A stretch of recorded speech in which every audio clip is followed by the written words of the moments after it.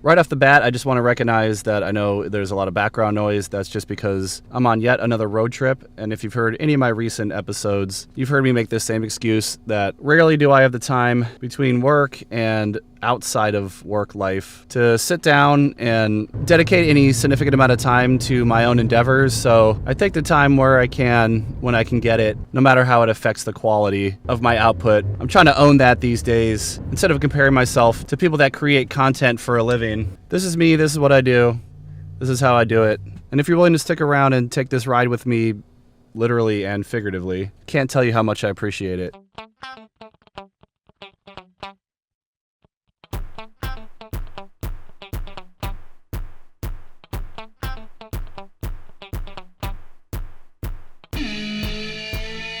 So, in the past few years, not only have I watched all, 7 seasons plus the revival special on Netflix of Gilmore Girls, but just the other day, my wife and I finished all 5 seasons of the marvelous Mrs. Maisel. And it's been a little while since we finished Gilmore Girls, so that one's not as fresh in my mind. And I didn't do a podcast on it originally, even though I often do when I watch an entire series, or at least I do some kind of reflection. Because after all that time spent devoted to something, I like to look back over it and kind of document my reaction, my thoughts, all of this always leading towards the end goal of becoming a better writer, understanding the world and craft of storytelling. But back when we watched Gilmore Girls, this podcast was on an indefinite hiatus, so I don't have a ton of very specific thoughts and hot takes about it right now. But I did want to talk about it a little bit on my lead up to Marvelous Mrs. Maisel, because similar to like Aaron Sorkin, I don't know, maybe J.J. Abrams back in the day, Damon Lindelof kind of people, Amy Sherman-Palladino is definitely an auteur on television. Someone with a voice and a vision, someone I think worth kind of following their career and taking note of what they do and what they accomplish and how they evolve and everything.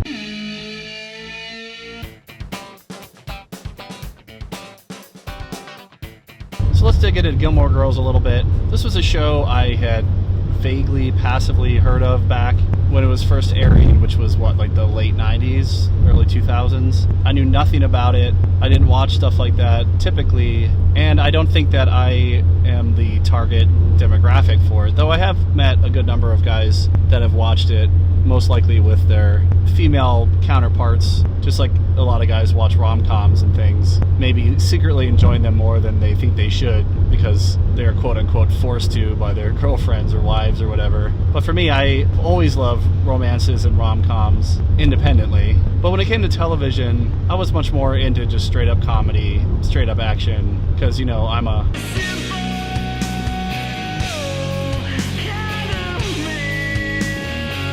But over the years, the name would come up here and there. I'd often hear it discussed in the conversations of people's favorite shows and favorite characters and things. So there was definitely a curiosity there for it. And when I met my wife and we started binging TV shows together, this was an early one on the docket because it's one of her favorite shows. And right off the bat, I saw the appeal, the characters, the small town world building, the almost fairy tale-esque tone to it all, the feel to it.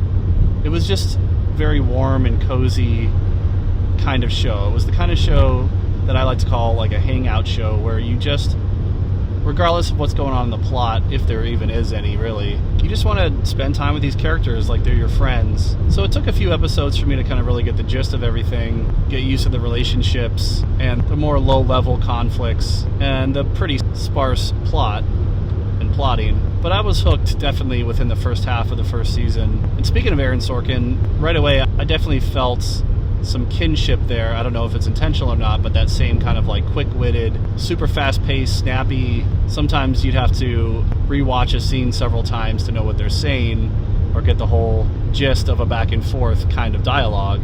And yeah, as the seasons went on and the characters progressed, I really enjoyed it. I found it really entertaining. Like I said, really comforting. It was never like a slog to get through. Sometimes it was a little slow in terms of big revelations, whether plot or character-wise. But I thought it was a consistently well-written, well-thought-out, well-paced show that had good three-dimensional, relatable, sympathetic, and or empathetic characters that I could, get behind, root for, and like I said, just want to spend time with. And I think that by itself is an accomplishment, because there's so much sludge out there that has really intricate plots or sometimes fairly well-developed characters, but there's something so generic about so much content that's shoved out currently on streaming, but even on network TV before it. And if you go back and listen to, I believe it's episode 16, I talk a lot more about my pretty early disillusionment of long-form serialized television buy-in because of shows like Lost, Rescue Me, which I was so into when they started and they just dropped off so hard. Or for other shows like The OA and so many other shows on streaming that just get unceremoniously canceled just as they're picking up and just as you're like really hooked into it. It's just gotten harder and harder for me to be motivated and to not be hesitant and a little suspicious about any time that people say I need to watch this new show or go back and watch this show that I haven't watched. Because unlike a 2-hour movie, we're talking tens, if not dozens of hours. I mean, sometimes even hundreds of watch time devoted to something that maybe has like one hook, like a mystery. The Killing is a good example of that. I was just trying out the other night Under the Bridge, or maybe it's like a superhero thing like the Disney Plus stuff. Whatever it is, there's some hook that draws you in or gets you interested or has you interested before it even starts. But then the actual product and the outcome is just so generic and forgettable, whether it's sitcoms, investigation, or procedural type of shows, family dramas, whatever it is. There's the ones that have, the term I've been hearing a lot recently is the sauce, the special sauce. And then there's all the crap you have to dig through, or not in my case, because I don't even want to put in the effort most of the time, that presents itself like it has the sauce. But in the end, it's really just derivative, generic, contrived, and like I said, just easily forgettable, disposable, sometimes just like a waste of time. That's why when we first started Gilmore Girls, I knew I had 7 seasons ahead of me. I was like, all right, this is really going to have to impress me, not to be all pompous or anything, but like I said, it's just time is valuable, time is short, and that's a lot of time to invest in something that's not worth that limited time in the end. But Gilmore Girls had the sauce for me. It was definitely not the most like unique, mind-blowing thing. It was very much a family dramedy at its core. I didn't find it like super profound or mind-bending, genre-bending. And I know I kind of just contradicted myself because I said that I tend to stay away from stuff that's super rote and predictable, but I was also saying that Gilmore Girls is very kind of comforting, like you know what you're going to get, at least in terms of the general entertainment. But I really think that's just a subjective thing, because I know some people just love being able to throw on a show at random and not have to know all the story, all the character beats. They can just put it on even in the middle of an episode and just kind of have it on. It's just comfort food. I know a lot of people for like NCIS and Law and Order like that. Totally respect that. But with a show like Gilmore Girls, to me, part of the whole comfort and digestibility isn't like those other types of shows where it's less serialized and more just, you can kind of throw on any episode, any season, you kind of know what's going on. You don't really need to get caught up too much. For me, it's like the more time I spend with the characters, the more invested I get, the more I want to spend more time with them, and that cycle kind of keeps going, So anyway, let's get more specific. The things that really stood out to me the most, looking back on it now, are the characters, honestly. I really couldn't pinpoint specifically, like, this was the through line or the arc of this season or that season, who Lorelai or Rory were dating in any particular cluster of episodes or whatever, more or less. But it's those central characters that are supported and highlighted so well by such a wonderfully colorful cast of supporting and side and secondary characters. Like everybody from Sean Gunn's character Kirk to and I'm sorry, I don't remember everybody's name off the top of my head, and I'm obviously driving, so I can't look it up. The guy that kind of saw himself as the mayor, did all the town meetings, his persnicketyness, the dance teacher, all these kind of characters, kind of like The Simpsons, where it felt like the cast just kind of grew and grew, but you never really totally went into the point of view of any of those characters. They were always just there as side plots or supporting, interweaving stories into the main story and with our main characters. But still, those people and the town, Stars Hollow, just felt so lived in, yet again, like so fairy tale like almost. It was so contained. It was like a reflection of the real world, but not really. I would express similar sentiments about a lot of Aaron Sorkin's stuff too, even though he dealt with very real things like politics, broadcast television, and stuff like that. But things were generally, if not aesthetically, in terms of like characterization, character traits, dialogue, plot lines, more or less hyper stylized or hyper real sometimes. It was just fun to kind of transport yourself into their world, hang out with them, and go on that ride. On the flip side though, with the characters, and this is something I'll get into more when we talk about Maisel, I did find, especially maybe the latter half of the show, some of the characters to get more and more frustrating. And as I was watching it, I was sometimes just a little perturbed at some of the stupid choices, like obviously stupid choices that characters would or wouldn't make, especially our main characters,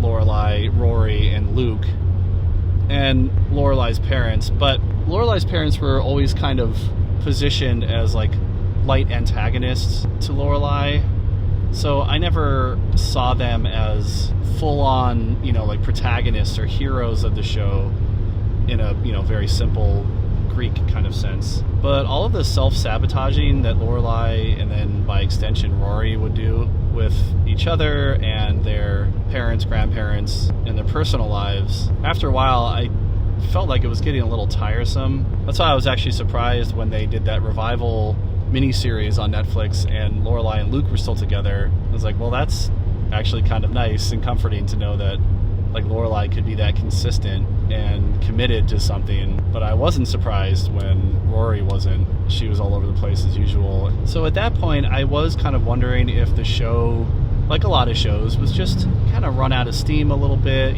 said what it needed to say when it was still fresh and new and full of ideas, and the writers were feeling creative and everything. But then by the end of the show, and then especially with the revival series and how it kind of recaptured and reflected on the original series, I noticed something that I'd be really curious to hear Amy Sherman-Palladino, I'll just call her Amy, and her partner, of course, producing, writing, directing partner, her husband Daniel Palladino. I'd be really curious to know if that was kind of the point, if that was the trajectory all along, that's what this show was really all about, was the sort of like trifles and repetitive monotony sometimes of upper middle class, or in Lorelai's parents' case, upper class, vicious cycles of behavior and thinking. I'm wondering if there was more commentary there than I was originally giving it credit for.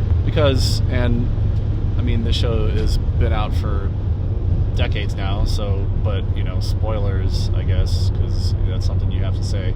But when they wrapped up the Netflix special and we found out that Rory was pregnant but didn't necessarily know who the father was, and was in a similar situation that her mom had been in, though her mom was a lot younger, but just positioned to be a single parent, possibly. And that cycle kind of started all over again. It was very kind of somber, sobering, maybe is a better way to put it, where the original series ended in a much more feel-good kind of way, where Lorelai and Luke got together. And I'll go back to that one in a second, too. But the way they ended the revival series was very much like the tone of the end of The Graduate or something, where it was very ambiguous and unknown and just sort of like, oh, this is where the story ends? Okay. And like I said, at the time I was a little, I don't know, like let down, disappointed, but just kind of like, okay. That wasn't really what I was expecting, or maybe what I was hoping for. But with some time and hindsight behind me, I'm like, maybe there's more here. And actually, I read an article recently talking about millennials and using Rory as a case study of, I think, kind of the zeitgeist around millennials and people from that generation, which I am considered an elder millennial, I guess, or a cusper, because I'm early 80s. But people that were born up in general privilege and during a time of relative world peace, if that's even a thing, where there weren't any major global conflicts during most of our childhood, and the things that we had to struggle for more were like intellectual and status as opposed to just basic survival. And they were looking at Rory, I think, as sort of like a poster child for, I don't remember if they were saying it actually is how millennials are or just how they are perceived to be. But I think since it's a work of fiction, you know, we can definitely say that there's a perception there. But it was a work of fiction written during a time like in the middle of that generation growing up.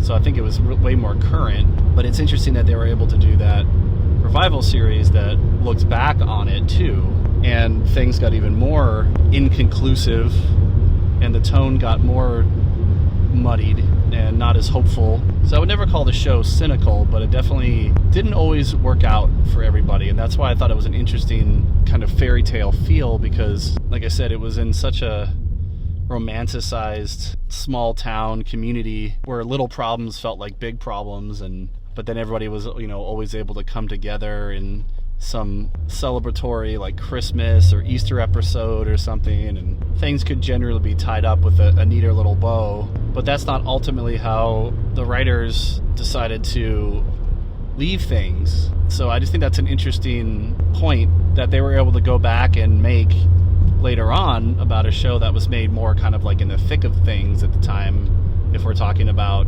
a generational thing, especially when it comes to like Rory and her peers, which is closer to my age group that I was at the time that the show was airing than now. And actually looking at it, it's interesting too, because I was able to kind of relate to Rory more watching the revival show, because she was not just a kid starting out and everything, but she had been working a career, trying to figure things out, pushing later into adulthood and still not having things figured out. I think a lot of people from my generation especially know that feeling.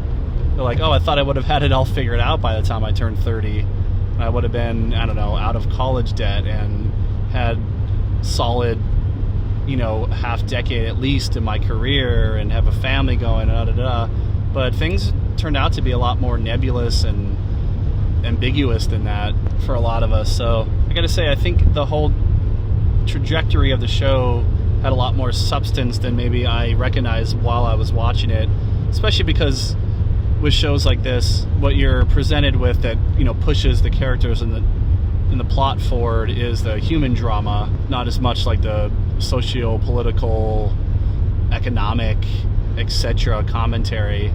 That's more big picture stuff that you often don't notice until it percolates for a while afterwards. Another thing that really stood out to me about the show, though, I think maybe the most memorable thing beside the characters for me was actually not all the drama, like who Lorelai was dating but then actually wanted to be dating somebody else, or her trying to start her own hotel, and all the logistics and bureaucracy around that, or Rory's relationships. And I gotta say, I never liked, I forgot his name now because I didn't like him, but the guy that she dated later in the show, the preppy trust fund kid, I knew he was trouble. And I could get behind her seeing Jess again and seeing Dean, because she had like an organic connection with them that I could definitely like place my bets on. But that other guy, just something about him, and he just never really clicked with me and Rory. But anyway, my point was that as much as I enjoyed and was entertained by an episode to episode like human drama plot, it really was the episodes that were more standalone but had a bigger hook.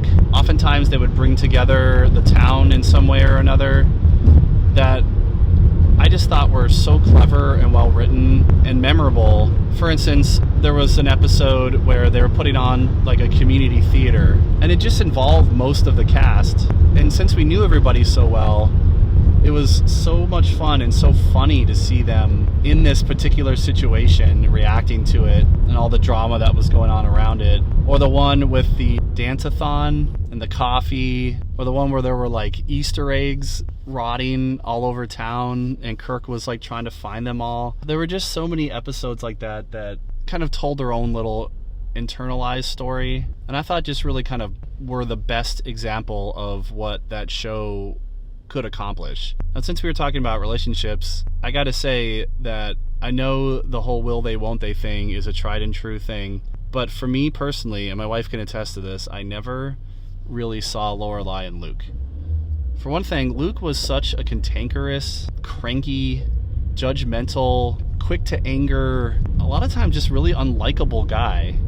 But then again, Lorelai could be super self-centered and self-absorbed and inconsiderate, flighty.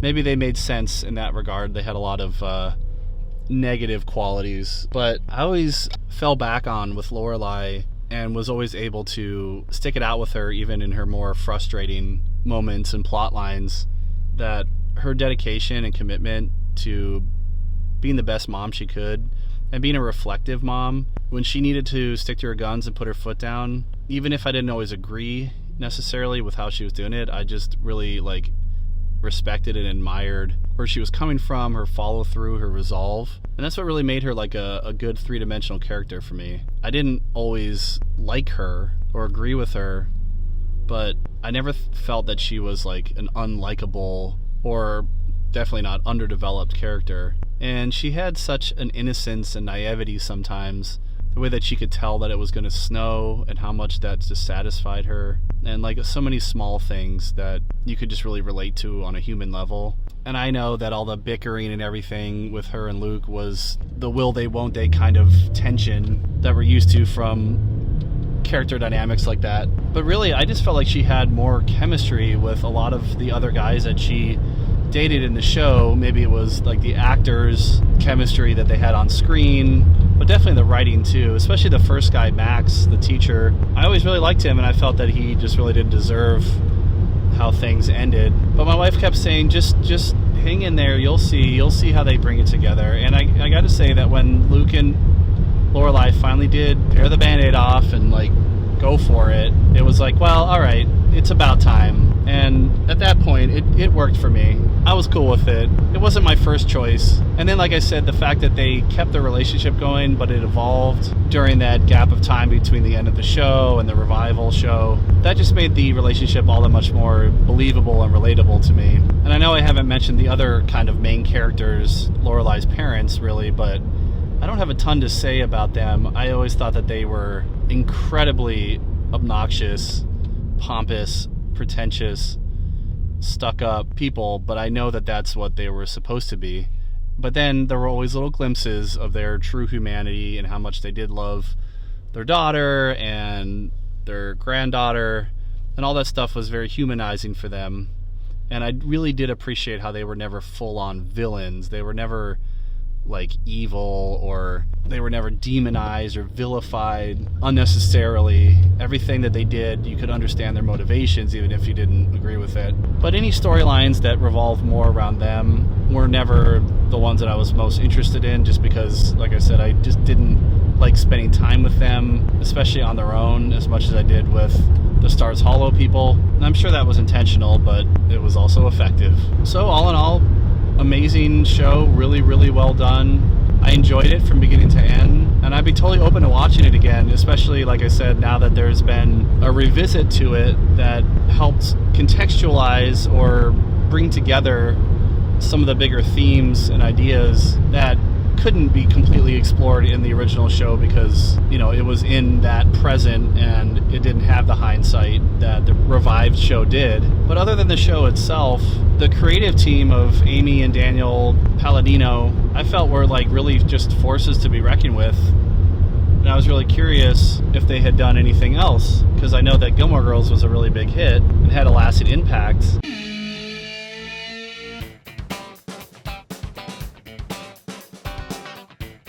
So, of course, that brings us to the marvelous Mrs. Maisel.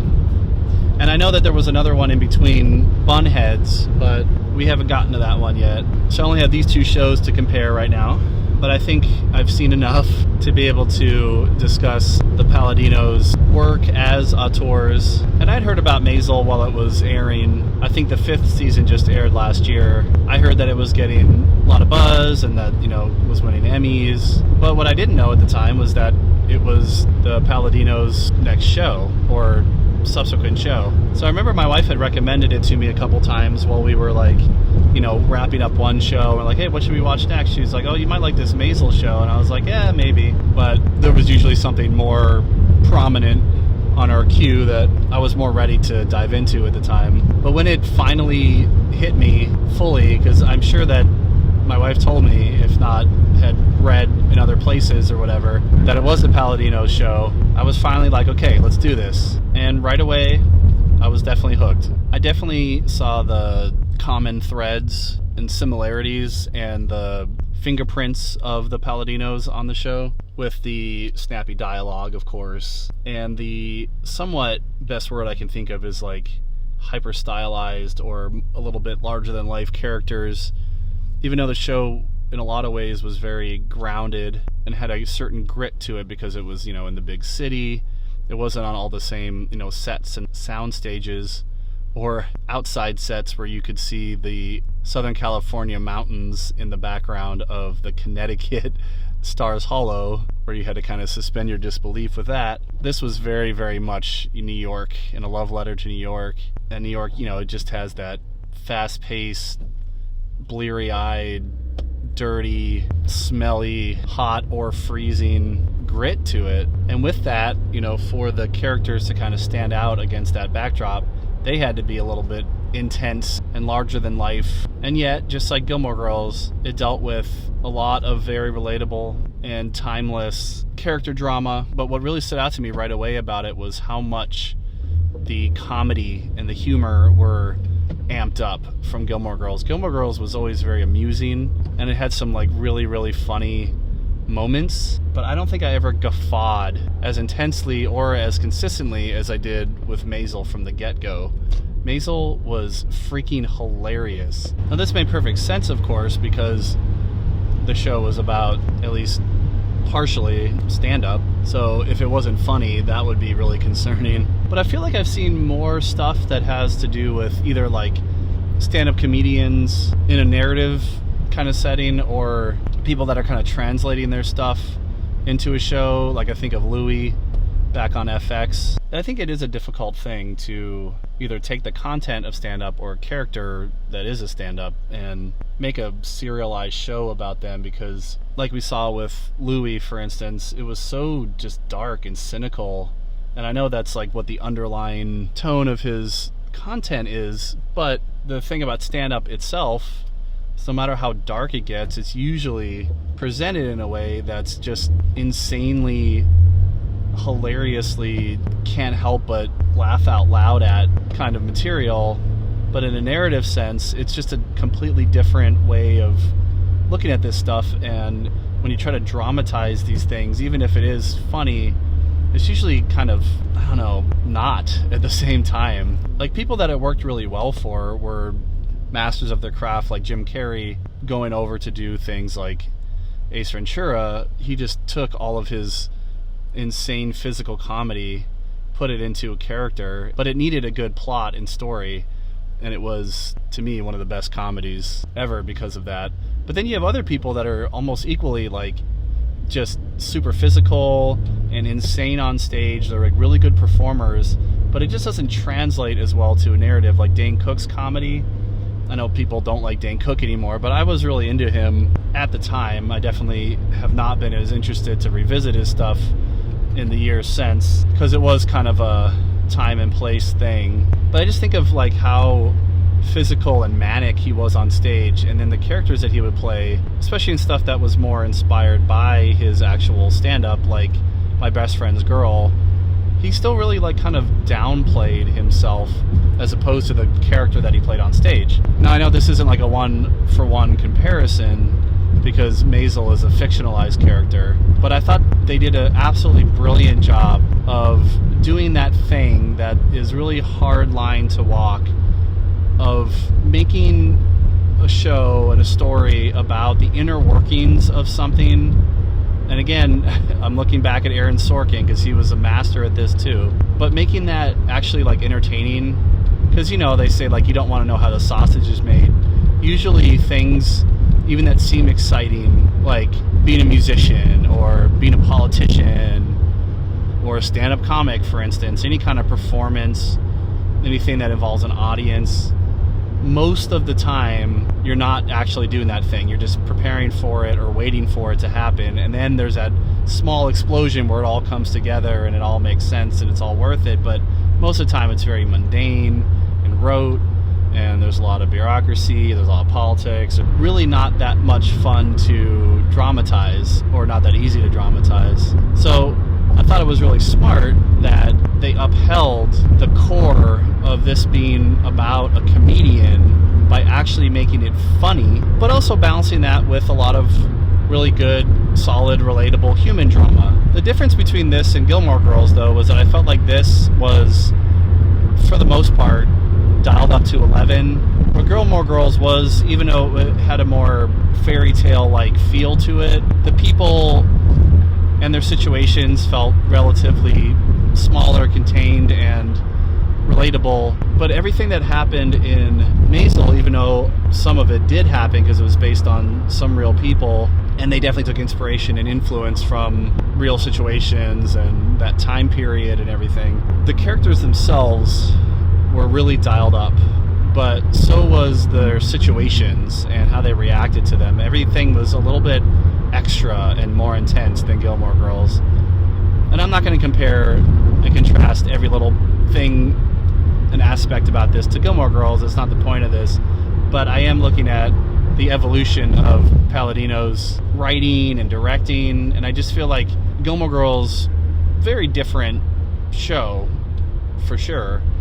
But a lot of it, especially like tonally, was almost like a warm-up for this, because everything that was great about Gilmore Girls I thought was perfected in Maisel. And that's everything from the characters themselves to their interactions, their dialogue, but also, and I think even more so, especially so, is the craft on display, the direction, the cinematography, the set design, the costume design, makeup. I mean, yes, this was a period piece where Gilmore Girls was obviously, at the time, was a contemporary show, and it wasn't meant to be as stylized when it came to like all those kind of things. But what I was absolutely floored by every episode, and Gilmore Girls probably didn't have as big a budget.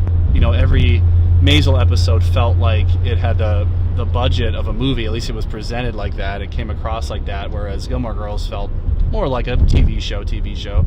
A lot more like even lighting and noticeable sets and things like that. Whereas Maisel felt like you were being sucked into this very specific, stylized world that, again, kind of like Gilmore Girls, but more so, was reflective of our world, and it had a lot of carryover, but it really was like its own thing. I just love that when writers, directors, filmmakers in general, producers, crafters of these things, when they have a vision and they stick to it, they like double down on their, even if it's not necessarily exactly what you would do, what you expect, or how it actually was, they just like really go for it. Even though I haven't like loved everything that Baz Luhrmann has done, or Danny Boyle, for instance, or even like Aaron Sorkin, when something has a vision and it's followed through with, it isn't middling and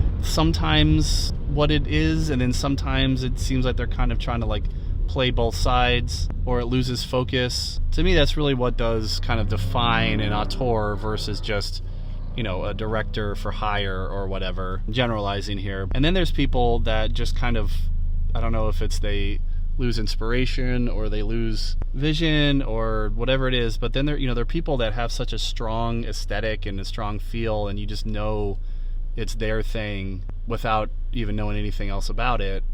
People like Tim Burton and then they just kind of fall off. Like, Tim Burton had this run of amazing things in the 90s, and then towards the late 90s, early 2000s, I don't remember exactly when it was, but I remember seeing Big Fish, and I haven't revisited it since, but people were so into it, and I just did not see it, because it just felt like Tim Burton light to me. I knew it was Tim Burton, but it was like not trying as hard. It was lacking that voice. And so for what it's worth, I think that Amy and her husband Daniel just so far have had such a distinct voice and vision for their material that it really does make it stand out. Like, that's almost a hook beyond the characters and the plot and the world, is like that it's distinct. It doesn't feel run-of-the-mill. It feels like something that they were passionate about. I think maybe that's what really comes down to is, and that's what I connect with the best, is when something doesn't feel like it was made because it had to be, or because it was ordered by a studio, like the original Lord of the Rings movies, and how Jackson and his team shopped those around and were willing to even like sacrifice their bigger vision just to get it made at all. They were just so passionate about it. It bleeds through on every frame of that original trilogy. Oh, it's like the original 2 Star Wars movies, because Return is kind of the beginning of the end. I love Return of the Jedi, but there's also a lot of flaws, as opposed to the sequel trilogy, for instance. And I'm not even going to talk about the prequels again. I'm so tired of talking about those train wreck pieces of garbage. Stop defending those movies. They're horrible. Anyway, yes, Lucas had a vision for those, but that's the other thing about collaboration, and that's why it seems that like Amy and Daniel make a good team, because the two of them and their larger production team seem to really get it. There's a lot of moving pieces when it comes to this stuff.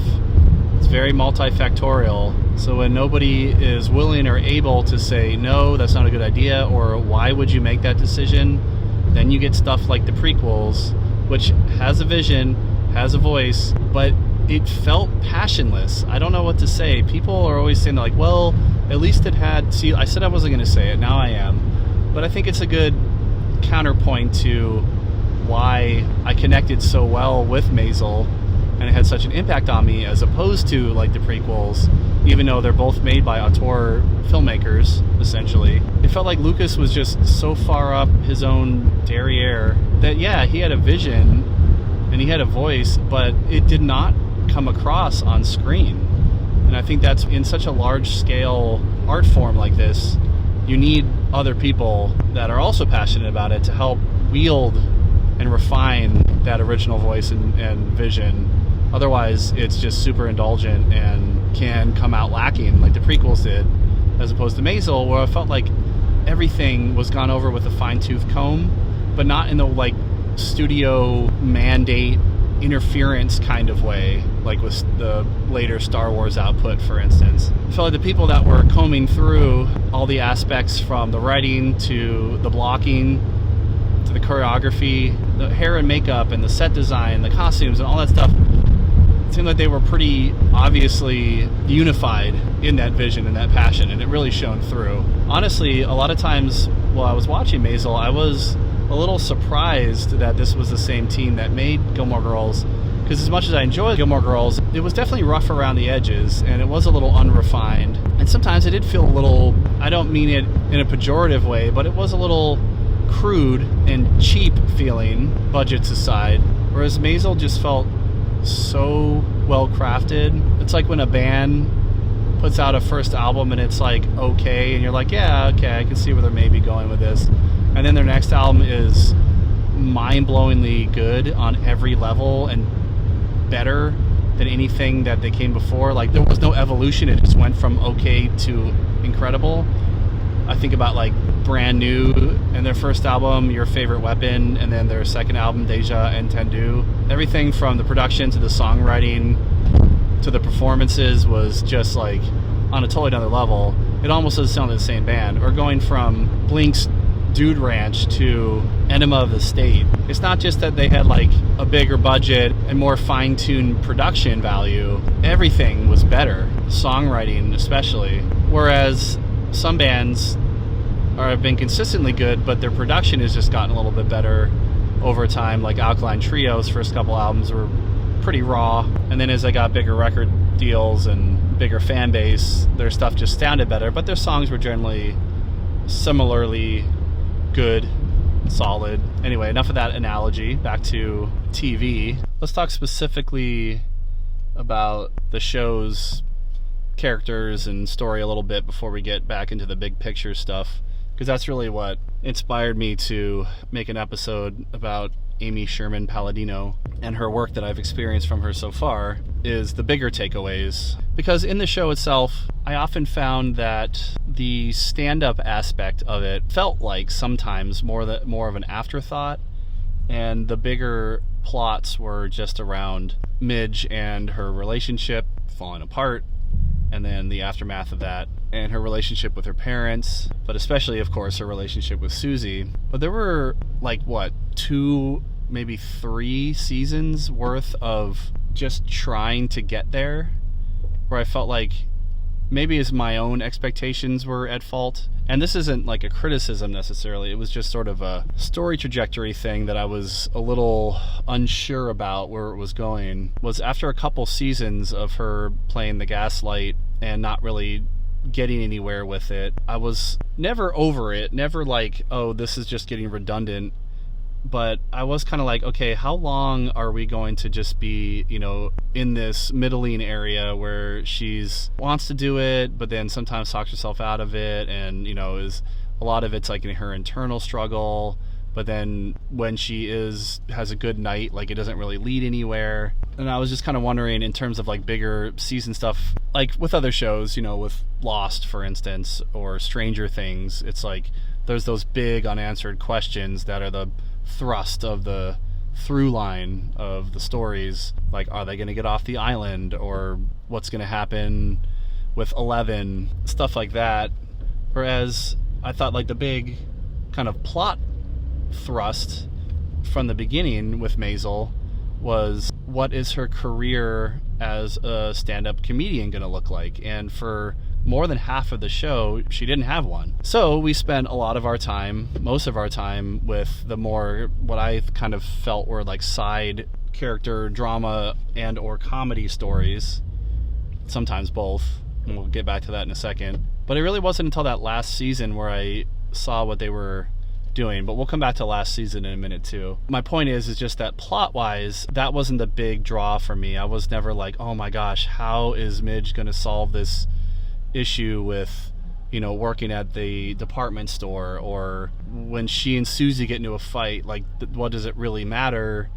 Yes, it matters on an emotional level, but what does it matter to the plot, really? Because Susie, she's her only client, and Susie still works at the gaslight or whatever. And I think what it comes down to, what I'm really trying to say, is that the stakes were very high. And that's because I was expecting, after she first broke onto the scene, that she would have a quicker and bigger rise, and then that's what would be at stake, is her career. Because otherwise, yes, stakes are contextual. It's not like everything has to be life and death, or everything has to be, rich or poor. Not everything needs to be extreme for it to have high stakes. But there needs to be some kind of relatable stakes, for any story to have any kind of tension.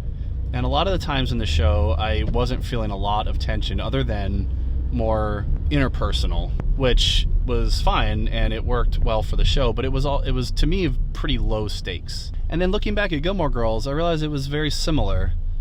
Like, what was the worst that was going to happen to Rory? She was going to not get to go to private school and have to go to public school. Yeah, in context, that wouldn't have been ideal, but it wasn't like their whole worlds were going to fall apart, as opposed to like if they had done something more generically dramatic, where the dad comes back into the picture and gets into a long, ugly legal battle with Lorelai, and destroys Rory's internal and external peace and comfort, and she starts hanging out with like bad kids, like Jess's friends, and they start partying too hard. That's when the stakes kind of like go more to, are they going to lose their sense of self and stuff like that. But I never really felt like that's what the show was about, and it wasn't going that direction anyway, and I didn't want it to. But I felt like the stakes in that show were more kind of in-world consistent, whereas the first thing they presented us with in terms of like the big character motivation and change for Midge was that seeing her husband fail miserably at stand-up and then her succeeding so effortlessly in some ways and so quickly, it just felt like that was going to be the thing that was really most at stake for her, because that's what was driving her to continue her relationship with Susie, even with all the antagonistic, confrontational stuff they had going on, and was creating so much conflict with her life as she knew it from before, like with her parents. Actually felt like there was more at stake for the parents because of, even though it was really annoying, and I definitely see some crossover there with Tony Shalhoub and Abe Wiseman was the character's name, and his wife Rose, similar to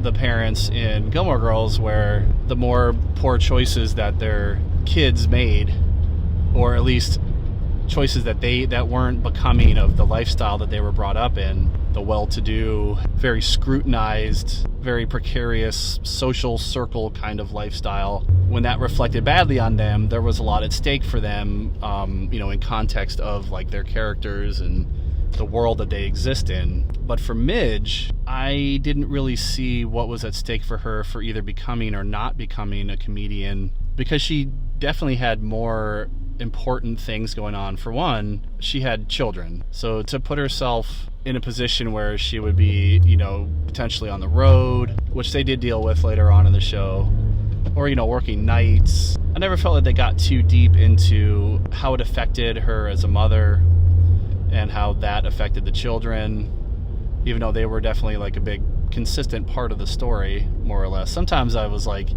where are these kids and where are their parents? Oh, they're like out at nightclubs and stuff, like all night. But sometimes I felt the kids were kind of forgotten about, because Midge is like running around New York all day and then running around New York all night. But that's any New York show for you. Like you rarely saw people from Friends or Seinfeld at work, and when they were, it was like very casual. But so I'll circle back to all this plot stuff in a minute, but I just trying to make the point that on the plot side, similar to Gilmore Girls, that wasn't the biggest draw for me, even though I felt like there was a stronger potential for a more generic kind of plotting, where each season was like an ratchet up of the next rung of the ladder of her career, and then more and more is at stake as she gets higher in the biz.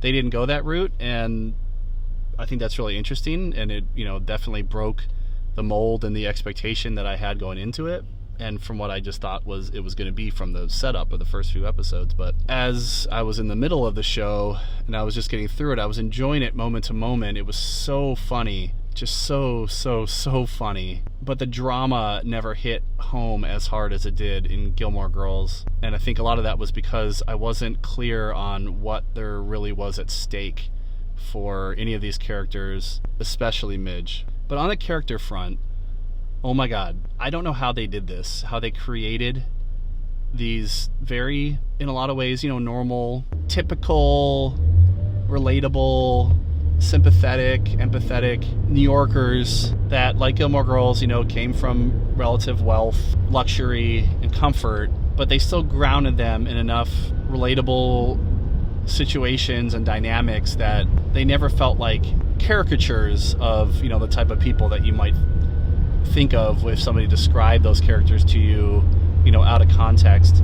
But also, they could be the most cartoony, sometimes like one-dimensional, sociopathic, self-absorbed, psychotic, insane people to serve the comedy, and yet somehow they never took it too far where they became total cartoon characters, like from Looney Tunes or something, where they're not really characters, they're more just like vessels to, get hit in the head with an anvil or something. Somehow they could take these characters from light human drama to the most absurd, but not absurdist, because there's a difference there. Like, some of these situations were kind of really like absurd, like a lot of the humor when they were up in the Catskills, and that whole side plot, Tony Shalhoub being so concerned about Joel seeing him in his romper that he would work out with. I mean, there's so many simple solutions to those kind of conflicts that I just never took them very seriously.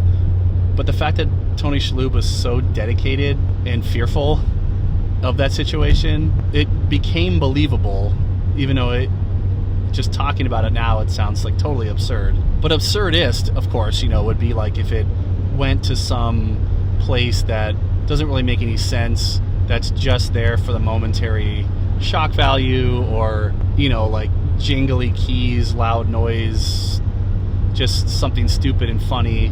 Like Family Guy, like most of Family Guy's humor is just, hey, like look over here real quick. Isn't that crazy? And then you look back over here. Isn't that stupid? And then you look back and you like forget where you even were in the first place. That kind of absurdist humor. And I think one reason that they were able to walk that line so well was that these characters were so well defined and characterized. The actors, and I guess by extension the directors that were directing them, they knew their characters so well that they could put them in any situation. They could have 7 people talking all at the same time, kind of like Always Sunny in Philadelphia, where you could have like 6 arguments happening at one time and you don't even know what anybody's saying, but it's still hilarious. And the way that they don't break character, which sounds like impossible if you're shooting something like that. How do you get all those people to talk at the same time and not get distracted by each other and laugh? And you see that stuff on improv comedy and sketch comedy all the time, where it's really hard to like keep in character when you're. But a lot of that stuff's because their characters are made up on the spot or whatever. It just seemed like these people were so intensely in character and so well directed, and that just brings me back to the Amy Daniel Sherman duo plus all the other directors that they had. They really, really knew how to not only work with their actors, but block and pace scenes. Even before editing, you could tell that they had everything worked out to a very specific degree, that they knew exactly where it was all going to go. And that's the crazy thing to me too about having comedy at this level and it not being improv. Like, it just makes me wonder like how much rehearsal time went into it, if there was a lot of improv on set, and if these actors were just so well attuned with their characters that they could improv a lot of these lines and reactions and facial expressions. I mean, like Susie was absolutely incredible. One of the funniest deadpan comedians I've ever seen. How she could deliver some of the lines that she would deliver with a serious look on her face, and then double down on it by like, a lot of times there would be those situations where somebody would say something and then somebody would say something in response to that, and then they'd kind of do this back and forth repeating something to each other because they're like incredulous with whatever they were saying. It was just hilarious. I was literally lolling through every episode. There were some times where I had to pause the show so I could finish laughing at the last couple things, because they throw so much at you too in a small space of time that it was hard to keep up with. And it was like, oh man, all of these jokes are equally as funny, or these situations, that I want to give them their due laugh and not gloss over it. And that's going to be the most rewatchable part of this, I think, for me, is going back and revisiting or noticing what I didn't notice on the comedy front the first time around, because there's so much they're throwing at you. But again, on the craft side of things, what it all comes back to always with TV and film is the writing. And none of these actors and the director of the episodes, etc., wouldn't have all of this genius situational stuff to work with without a good script. And what really stood out to me about the script on a more micro level, because like I was just talking about the macro level where I wasn't really sure about the story and the way it was being told and everything, but on the micro level, like, it seemed like they knew every scene inside and out. And they almost always, there were very, very, very rare occasions where characters were just sitting and talking. Almost always were the scenes kinetic. Did the characters have something to do with their hands and their body? There was constant just movement and interaction, and moments where the scene would divert. It's going one direction, and then something would happen or somebody would say something and it would pivot and become a totally different scene.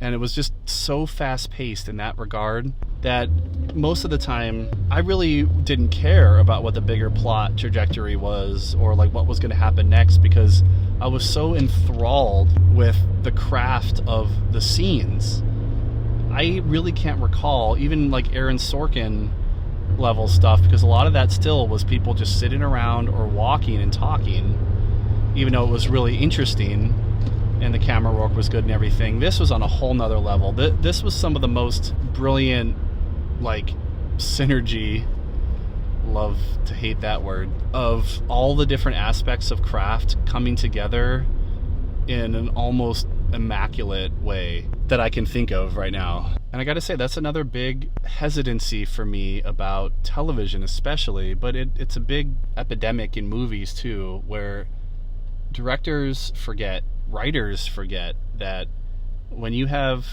dialogue especially, but not always, and your characters are just standing there or sitting there just talking back and forth, and the editing is just cutting back and forth, it gets very repetitive and old. Even if what they're talking about is interesting, if it's not visually stimulating, if it's not visually telling you anything about the power structure or the dynamic or the way the scene is progressing visually, then you might as well just be reading the script, because that's all it really is just information back and forth. But on the flip side, with Maisel, I feel like that was a directive or part of the vision. It had to be, because Palladino crafted it so that a lot of times the information in the scene wasn't the most important part.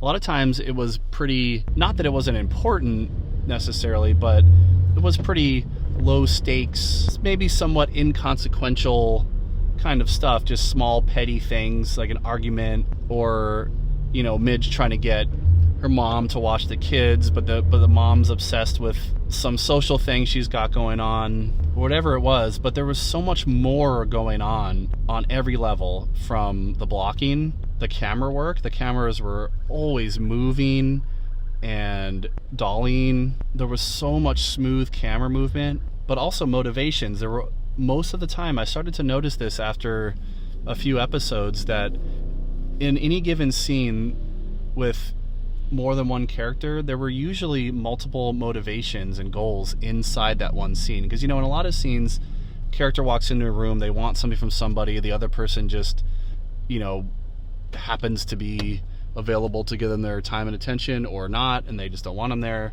you know. So it's very simple. But then the other person just like wants something from them, and they will just talk to them about it, or they'll have to argue with them a little bit. But it's usually kind of like a one track, like, you know, you're like, okay, this scene is about getting this across to the audience. It's about the character discovering this or obtaining this thing or whatever. It's pretty straightforward.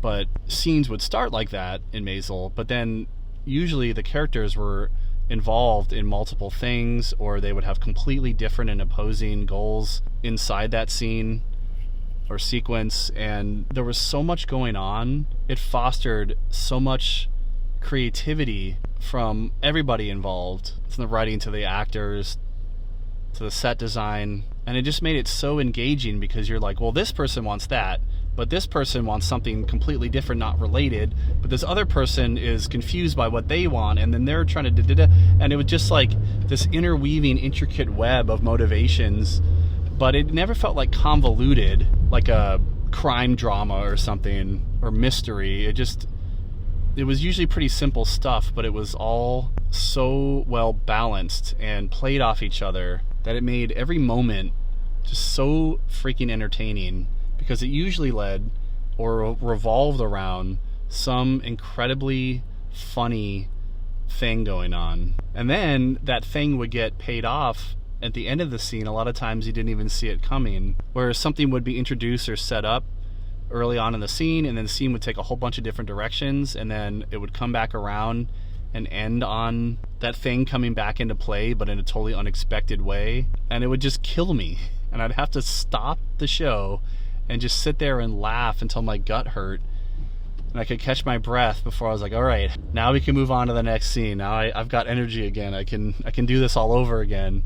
I was just amazed how they're able to do that kind of thing over and over and over again throughout the episodes. The character that I had the biggest problem with, kind of like Luke in Gilmore Girls, but way more pronounced, was Joel and his affair. And I understand that that was the impetus for the whole plot, and it was exactly the thing that Midge needed, because she was such a devoted partner and wife. They showed her doing that whole like nighttime routine where she would wake up looking perfect for him and measure her thighs every day and stuff like that. That stuff was so intense and sometimes kind of over the top that when we found out what Joel was doing and what his intentions were at the end of that first season, it was so crushing. And, you know, it made perfect sense of why she went to the gaslight that night and did what she did. But that whole thing was just so despicable and so uncalled for and so undeserved by Midge that I really just wanted them to write him out after the first season. I was done with him. I was like, all right, he served his purpose.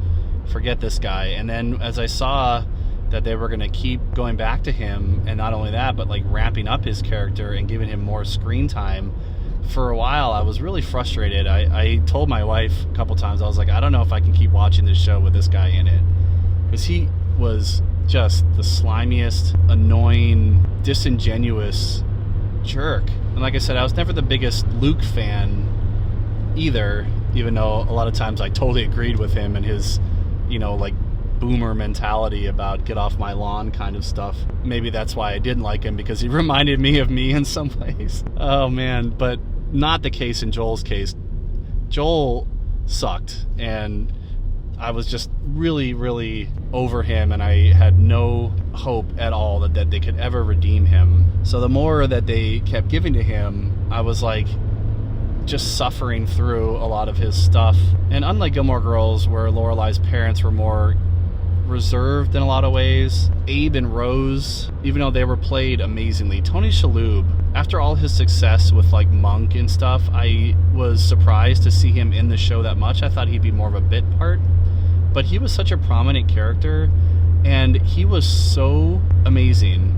I think I need to go back and watch Monk, because I caught it here and there, but I didn't really watch it that much. I always saw Tony Shalhoub as sort of like a, you know, what do they call him, character actor. Like he wasn't like a presence that you were like, oh yeah, Tony Shalhoub, I love that guy. It was more like, oh hey, yeah, he's funny. But looking back now, like at Galaxy Quest, he was amazing. He is a character actor in that he can dissolve into these characters. You're seeing Tony Shalhoub, but you're seeing these iterations of him. And this was one of my favorites really since Galaxy Quest, because he embodied this like pompous, heady, intellectual, academic, I don't know, I'm struggling for the right adjectives here. He was so obnoxious in so many ways and so detached from the people around him, but also like so reliant on them that you were like, come on man, you could at least have like a little awareness and compassion to your family for putting up with you,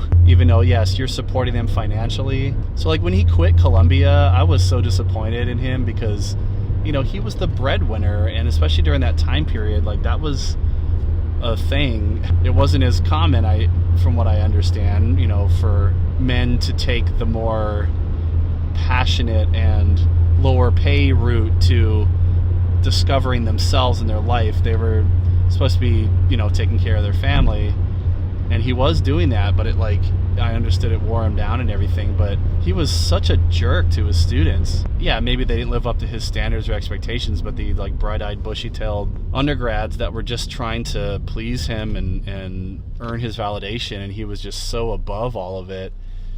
But somehow, in all of that despicableness and all of his disapproving of his daughter and all of his detachment, sometimes sociopathic behavior, he was an absolute godsend of comedy. He was so funny. And then his wife, Rose, similarly just detached, uncompassionate, and just like bizarrely disengaged, but also so caught up in this like frivolous street level drama and her status and how Midge, like, you know, would reflect on her. I found her to be pretty obnoxious too. But then there were those little moments, you know, where these characters would kind of surprise you, and those are just my favorite moments in general, when things subvert your expectations, but not like in a demeaning or condescending way, like The Last Jedi kind of stuff, but like where Rose went out to visit her family and tried really hard with them, and they just kept digging their heels in and not relenting on giving her anything for her efforts. So she just said, fine, forget you guys, I don't need you. And it showed her character, because she was really concerned with her status, but it didn't wholly define her, and she, when push came to shove, she could be the bigger person and, you know, look out for her own integrity too. And I just thought that that was like really, really well done, because it didn't have to be that way. And those are the kind of things where, as many opportunities as they took to make these characters into caricatures, where they would go so over the top with, you know, like Rose would be on this one-track mind about, I don't know, like looking for her makeup or something, and Midge needed her to watch the kids, and she was acting like she wasn't even paying attention. For all that, it really redeemed and made them relatable in the end. And that's why, like, Abe's whole revelation towards the end of the show about realizing how amazing his daughter actually is was just so heartwarming and sweet. And just like Gilmore Girls, there was such a wonderful menagerie of side characters and supporting characters, like Imogen, and I think, what was it, Dinah, I think the administrative assistant to Susie, and the magician guy. And I mean, I could just keep rattling them off, but like, these people were so clever, and they all embodied these very unique sensibilities and character tropes, but also like unique characterizations that I'd never seen anywhere else. Sometimes they were like a little over the top, and they bordered on absurdist, like when the magician got a llama, and that was just another thing that Susie had to deal with him. It was in character, but it was like, where did this come from? This was just like totally out of the blue, but it was so short-lived and just kind of like a punchline that it didn't really matter. But what all these crazy characters did was just heighten the whole feeling of comedic effect and this zany world that they were all living in. And I just really, really enjoyed when any new character was introduced, because I knew that they weren't going to be just like some boring throwaway something. Like when Joel opened up his nightclub and they had the Chinese gambling ring in the basement, I had a feeling that as many times as they you know, went back to the joke of like him going downstairs and them stopping, everything would stop, the music would stop, and they'd all just stare at him. I knew there was going to be more going on there. I just didn't know what. So like when he kind of like has these friendly bonds with them at one point, and he's all excited, he's telling them about May and how much he loves her and everything, and it was just so amusing, and it was all so well set up. But I think I've rambled on long enough in general. I think it's time to kind of really get down to what I really wanted to focus on in terms of what the biggest like takeaway and impact was from Maisel and from the Palladino production team, and how I'm really excited to see what they do next. Because like I said, I didn't really feel like, at least from what I expected based on how the show started, I didn't really feel like it got going plot-wise, like really plot-wise, until probably like late into the third season, maybe even the fourth season, where Midge actually had a career with forward momentum. And, you know, she was on tour with the singer, she was getting a following in New York, you know, people would recognize her, and then Susie started getting more clients, and Susie started getting more sway, started opening up more avenues for Midge. That's where I felt like the real like plot of the show was like really moving forward. So then in that last season, at first I wasn't drawing judgments right away, but I was a bit disappointed when we started getting all these flash forwards showing us how things were going to end up for all of our main characters, at least imply where things were headed. Especially like, I think it was the third to last episode, they showed us pretty much everything we needed to know about, or at least enough to fill in the gaps of where Midge and Susie's careers went, how they ended up. And from that I was like, oh, okay. At least like when I've seen that kind of stuff before, like with Parks and Rec, for instance, They did that in the last episode or two, where they jump back and forth through time to show us the present and how things were wrapping up with the current state of things, but then how, give us some closure about where the characters would go, so we wouldn't be worried, that it would all fall apart or something, or at least imply where things were headed with them. Like when we see, Leslie Knope is president. But they saved that for the very end, which felt climactic. But all throughout that 4th season, almost like they did in Lost, except Lost totally dropped the ball on that thing, the flash forward thing, flash sideways, whatever. Don't get me started on Lost right now. I've already gone off on the prequels. In this show, I just felt a little kind of underwhelmed during that season. I was interested to see how things would end up, but the more that we saw how things did end up, the more I was like, okay, cool. I was like, well, why didn't the show just go this way, in a more linear fashion? You had 5 seasons. I don't know if they knew they were going to have 5 seasons from the beginning, but they had all this time. I was like, why did we spend so much time at the very beginning and the struggles to get to, her future bigger stardom, but not spend really any time in that stardom era? Not by any means that I feel like the show was a waste up until that point, or that they wasted their potential or anything. I just kind of was a little like, oh, alright, well, I guess this show was just more about the beginnings and then the endings, and that's cool, that's fine. It just, wasn't what I was hoping for, really.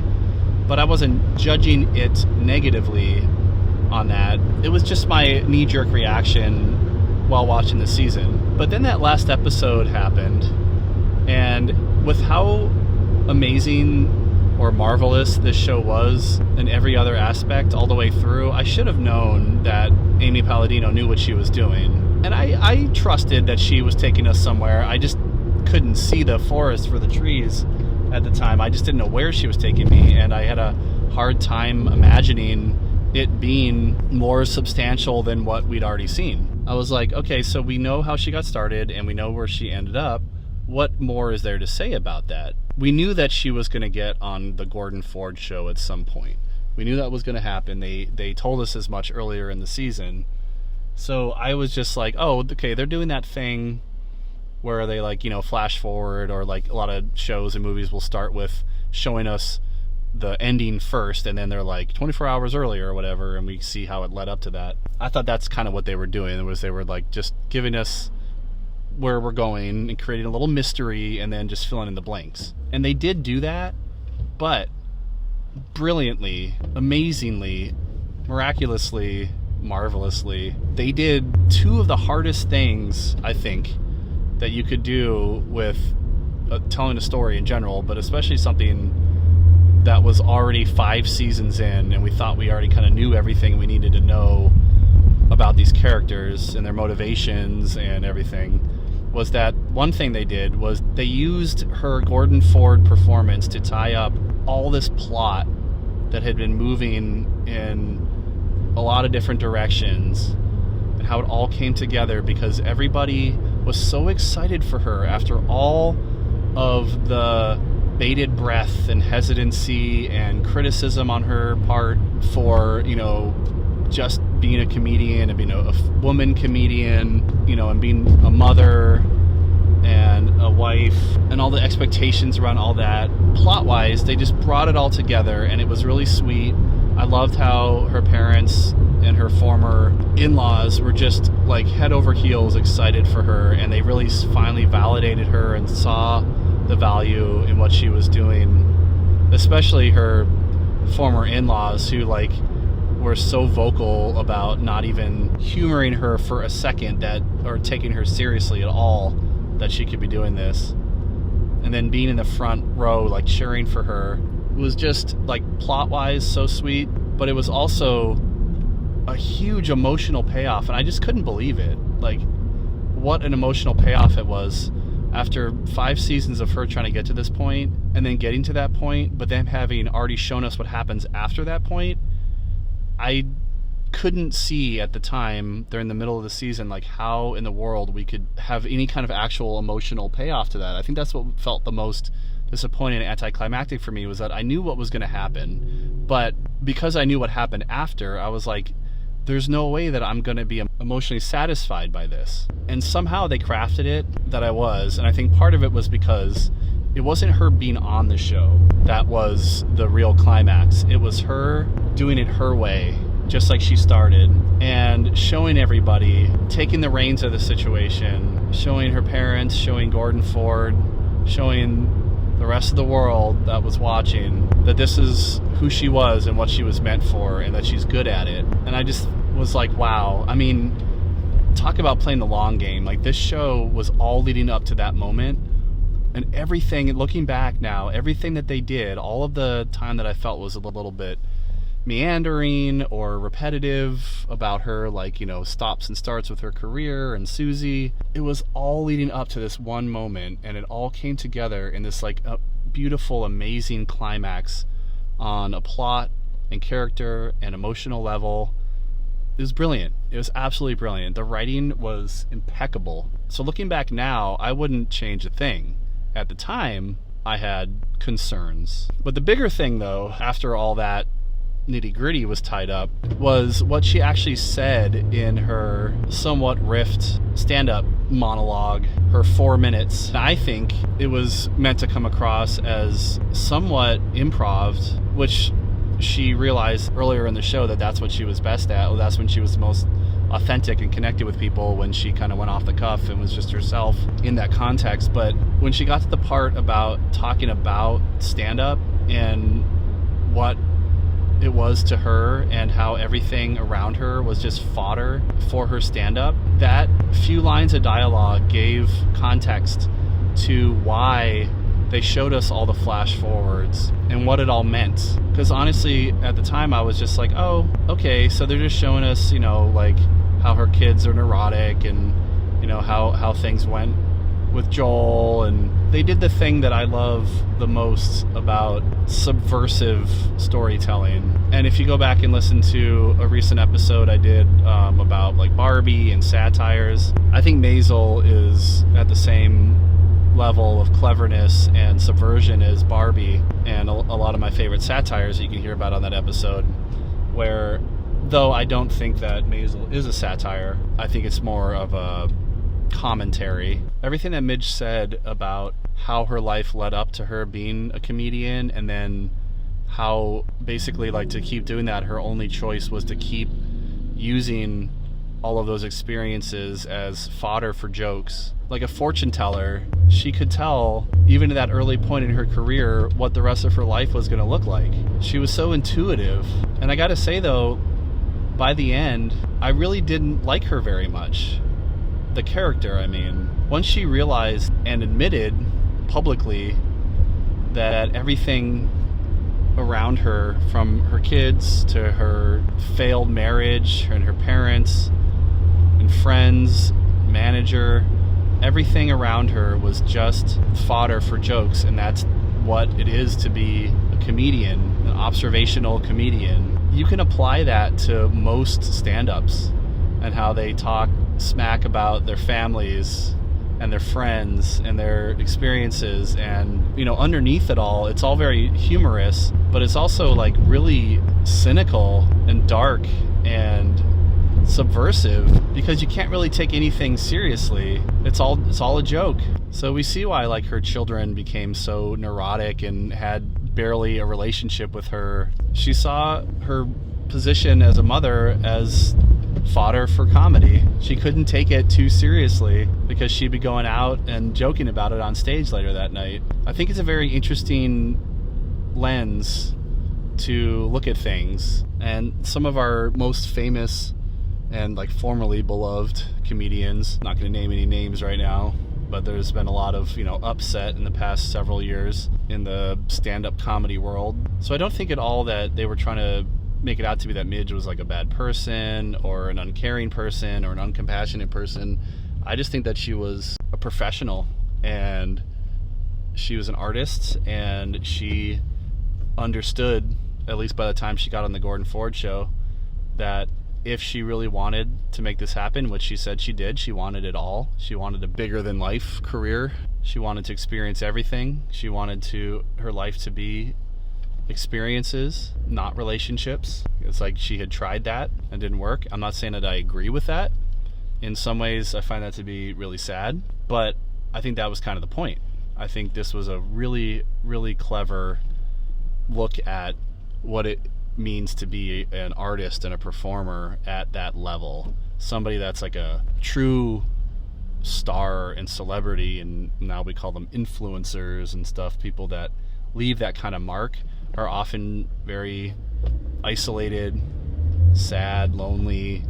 At least that's a perception of them, because how could they be happy? How could they thrive in a typical, relationship sense when they have all that attention on them and expectations and that responsibility to carry of, the show must go on. And that's really what I think Maisel was all about, and that's why I think it was more brilliant than I could have given it credit for. If you'd asked me at any point before that last episode what I thought of the show, I would have told you that it was hilarious and looked amazing, but all of that, and it had something really profound to say, I think.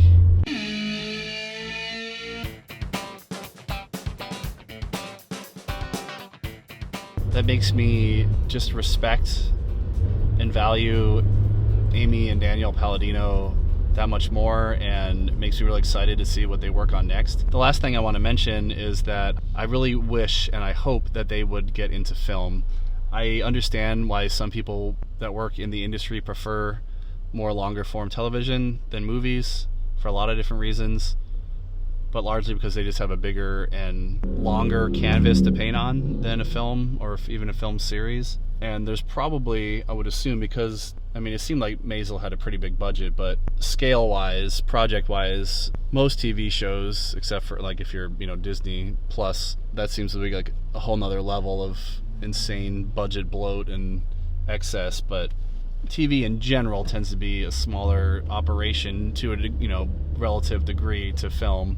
So I understand why people would rather work on that. And it seems like a lot of times these showrunners have a lot more freedom than Hollywood directors do. But this was one of the most small-scale cinematic experiences I've ever had, because everything in it felt like a movie. Everything that I was saying before, all the areas of craft, except for how it was a long-form non-movie, but the costumes, the sets, the camera work, the cinematography, the choreography, I would not be surprised. Actually, I think my wife looked it up to find that Palladino was a dancer or had some association with dance or performance, because for a lot of the show, Maisel felt like just the way that it was filmed and how smooth and sweeping the camera work was, even if it was just a dialogue scene, it felt like a musical. And then of course later in the show they did have a couple pseudo musical or dance numbers, which they really got to go all out on with the choreography and the costuming and everything. But a really interesting musical production without being an actual just full-on musical. I'm sorry, but eat your heart out, La La Land. I know people loved La La Land, and I thought it was fine, but I don't see why it was nominated for Best Picture. It was barely even a musical. It had a couple dance numbers in it, big deal. I think even Maisel's simpler scenes were better than anything that La La Land pulled off. But that's why I would love to see the Palladinos make a movie. It doesn't have to be a musical or anything like that, but they're just so cinematic, and they get visual storytelling, the visual language of cinema, and I think they could just, whatever genre they work in, I think they could make an incredible film. But for now, if they stick to TV, I'm still excited and all in on whatever they do in that realm. And that's all I've got for now. Thank you so much for listening to me ramble again on another one of my car rides. If you like this and want to hear more, or if you hate this and you want to tell me how wrong I am about everything, either way, you can find me at breathingunderwater.us. Lots of ways to contact and follow me and interact with me there. And I'll see you next time.